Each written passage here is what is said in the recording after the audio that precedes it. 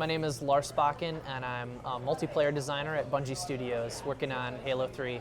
So when people download the beta, they're going to get a small taste of the matchmaking part of Halo 3's multiplayer. They're going to have access to 3 maps, Snowbound, High Ground, and Valhalla, and they'll have a bunch of different playlists to be able to join in a number of ranked and unranked, and they'll basically have access to a bunch of new, weapons, one new vehicle for sure. Equipment is kind of one of the bigger things in Halo 3 that people haven't had a chance to see yet. So there's going to be a lot of good Halo gameplay, but with some cool new tweaks and a lot of new features.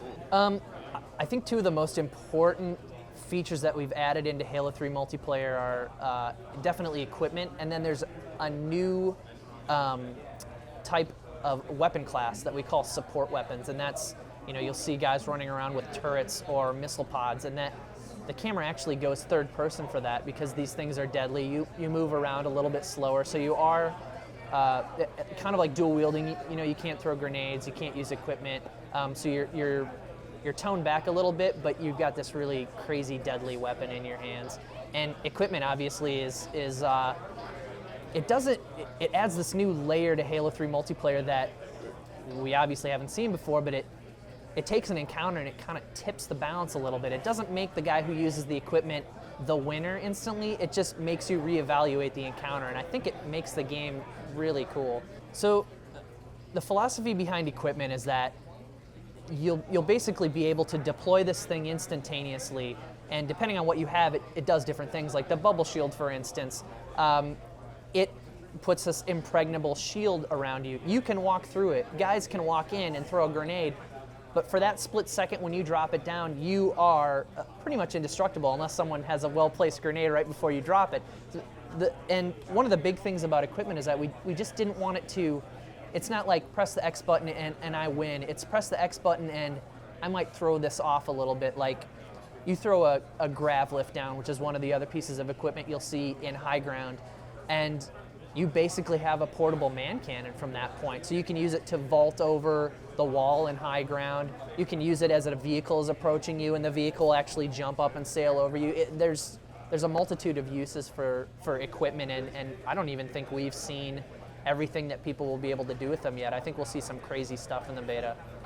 So I guess I can't talk about specific percentage-wise, like how much of the multiplayer game you're seeing. It's a good bit of it, obviously. You're only seeing a few maps. You're getting a taste of the equipment. You're getting a taste of save films. You're getting a taste of support weapons, one new vehicle, some new weapons like the Spiker and the Spartan laser, but that by no means is everything in the game.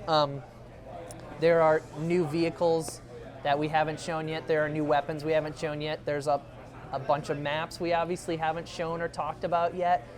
So they're getting, I guess I can't pin it down to a percentage, but they're getting a decent look at the game, but by no means are they seeing everything. There's still a lot of things that we're keeping close to our chest.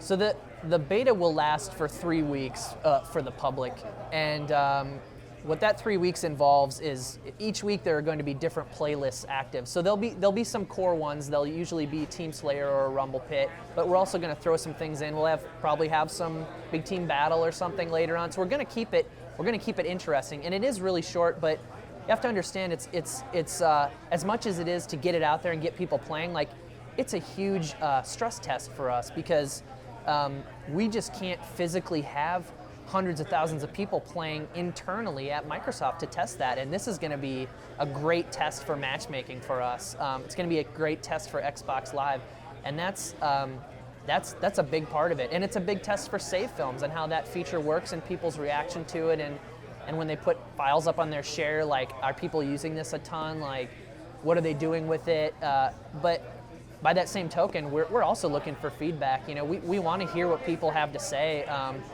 And, putting these things out in the wild is going to give us a big clue as to if certain things are working, and if certain things aren't. It's going to be a good test, I think. There are multiple ways to get into the beta. There were contests but playing Halo 2, and there was kind of a marketing event where if you played Halo 2 these certain times, and if you logged on to Halo3.com, there are a couple ways to get into the beta. This was this was previously, all that stuff has closed down. The one way that's still active for anybody is to go out and buy Crackdown, and they have access to the Halo 3 beta right away. Like, they'll have access to it when it goes live. And the last way is being a Bungie friends and family, essentially. This is something we wanted to do for ourselves and our family members and our fans, and we're sending out a ton of codes to people that are like big users of Bungie.net and like HBO and all those guys that are really rabid fans. So we're trying to hook up the people that are really close to us in terms of the fan community as well, and get them in and let them play the game. So the game is Halo 3. It's coming out fall 2007 on the Xbox 360.